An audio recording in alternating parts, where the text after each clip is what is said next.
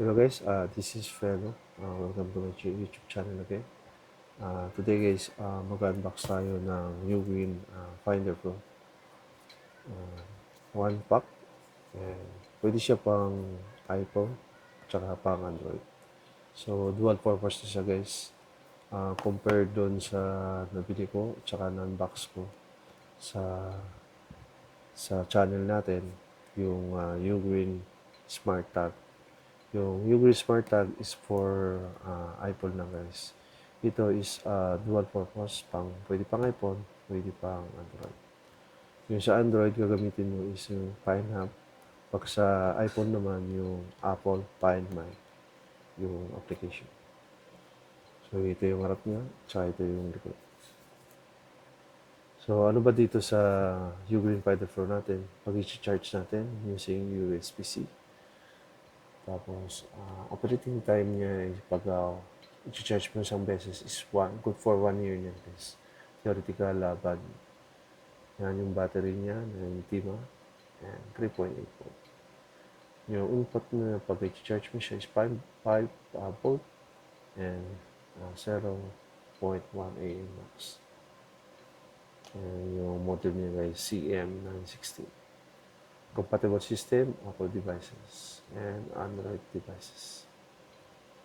Limited charging voltage guys. 5.25 volt. Yan yung likod niya guys. Within China. So, test na natin guys.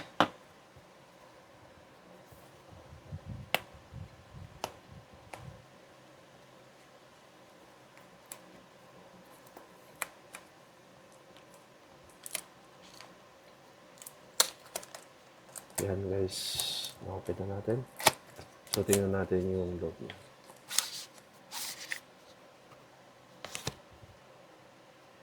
Ganun sa loob. Itong kasama sa box niya guys is yung Ugreen Finder Pro manual natin. Yan yung manual ng Ugreen Finder Pro natin.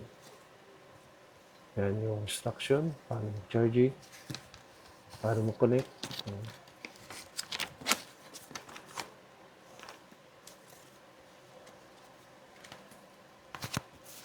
Tapos yung user instruction niya.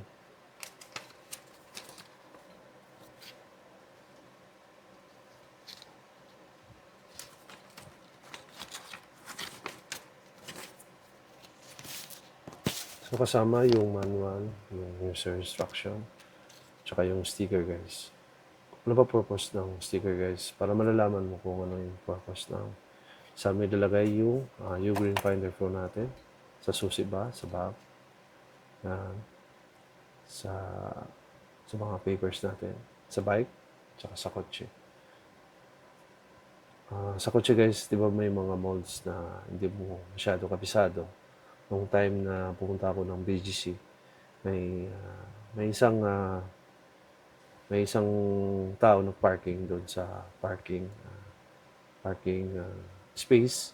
Kaso nakalimutan niya guys. Pero kung may smart tag ka or yung Ugreen Finder Pro, malulocate mo yung kotse kung saan mo pinarada yung kotse mo. Sa susi naman guys, last time doon sa event, may concert yung nakaraan, yung Nescafe concert doon sa Alabang. Tatlong tao na wala ng susi. Pero kagandahan guys, pagka may smart tag ka or Ugreen Finder Pro, lagay mo sa susi mo, pag nawala yung susi mo guys, matitrace mo kung saan nakalocate yung susi mo.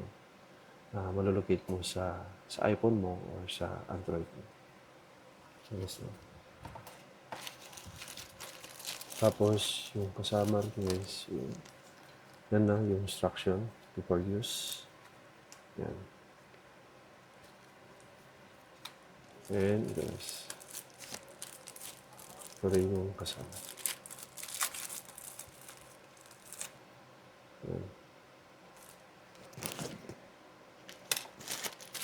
Tsaka yung USB Type-C cable. USB-A to Type-C.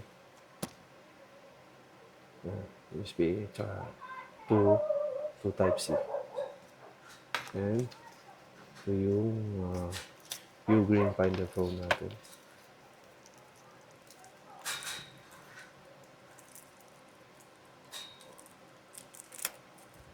Mas malaki siya guys compare sa Ugreen Smart Tag pang iPhone lang. Mas mahal to guys, nasa 569 pesos itong Ugreen Finder Pro kumpara sa Ugreen Smart Tag na for iPhone only. Yan guys yung itsura ng Ugreen Finder Pro natin. Ito yung pag-i-charge mo siya guys. Yan, may cover yung Type-C yung pag-i-charge mo. May cover siya guys para may iwasan masira yung pagsasaksakan ng Type-C. Ayan. Ito yung likod niya guys.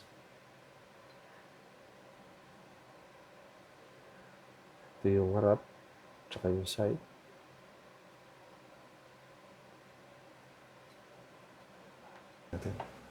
So, first thing guys, open muna natin yung Find My application dito sa iPhone natin. Tapos, power on natin itong Ugreen Finder Pro. Click natin yung power button ng once. Yan, tutunog siya. Tapos, mag-a-add tayo ng item dito.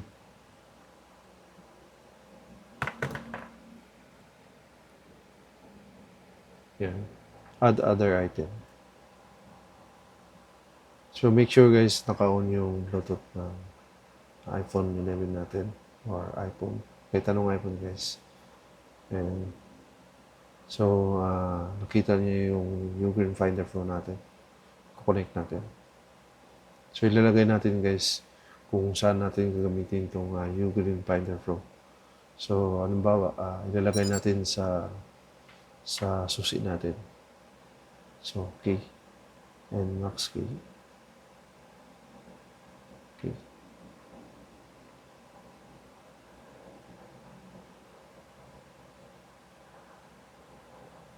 Yan. Max. So, the item is linked to your Apple ID. Yan guys. Tapos nakalagay yung cellphone number dito guys. But you can locate this item using the Find My network using the item track. Yan.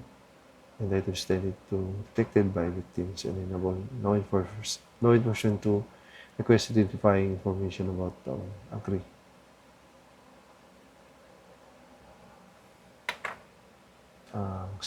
Mag-set up ng Ugreen Finder Pro at saka Ugreen Smart Tag. Same lang guys kung paano set up ng Ugreen Smart Tag at saka Ugreen Finder Pro. So, thank you for watching guys, and yan, finish natin guys. No? So, try natin yung Ugreen Finder Pro natin. So, play sound natin. Yan guys.